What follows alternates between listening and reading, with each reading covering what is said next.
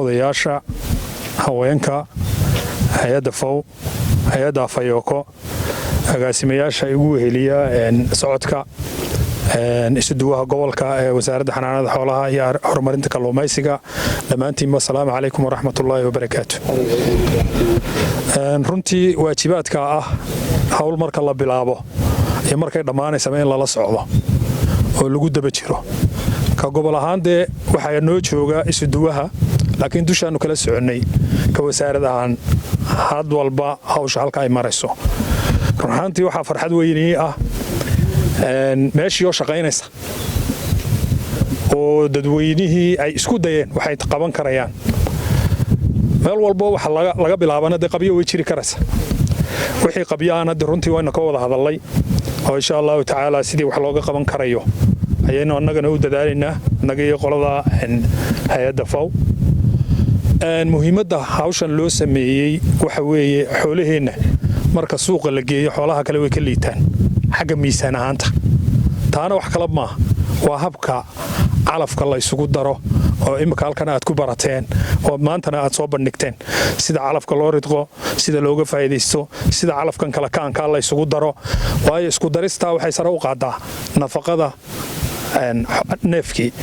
taasi markaa waxay noqonaysaa in neef cad iyo caana leh la helo marka aad baan mar labaad idinkugu mahad celinayaa aan idinku bogaadinayaa sida wanaagsan ee aad hawsha waxa uga qabateen ulajeedada wasaaradda ay u dhisan tahayna waxa weeye in la horumariyo xoolaheenna iyadoo laga horumarinayo xagga caafimaadka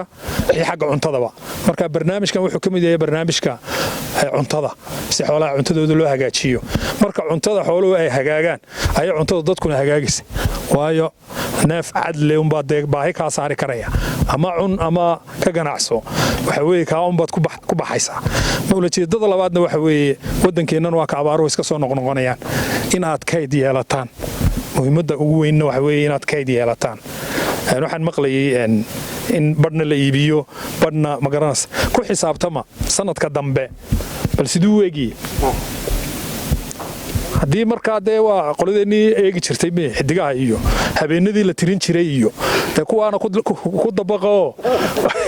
waxaad yeeshaan dee haddii aanay noqonayn in la iibgeeyana dee waa nageensaan oo waxa weeye sanadka kale ugu talagelaysaan annaga ka wasaaradaha waannu idiin dadaali doonnaa in haddii intaa ka badan aad soo saartaan dee waa lagu qasbanyay meeshii la ballaadhiyo laakiin intii yarayd haddii la buuxi waayo dee wax kale ma filaysaan marka dadaala idinkuna xaggiinna annaguna waanu soo dadaali doonnaa hay-adahanoo de waannu idin yaraa waanu soo duwi doonnaa insha allah meeshay wax ka socdaan unbay hay-aduhuna ku farxaan inay wax ka qabtaan laakiin markay FAW iyo Afayoko wada socdo ay halka wax ka sameeyaan meeshii ay dhaqaaqi weydo dee berita halkaas ay marayaan idinku soo beeri maayaan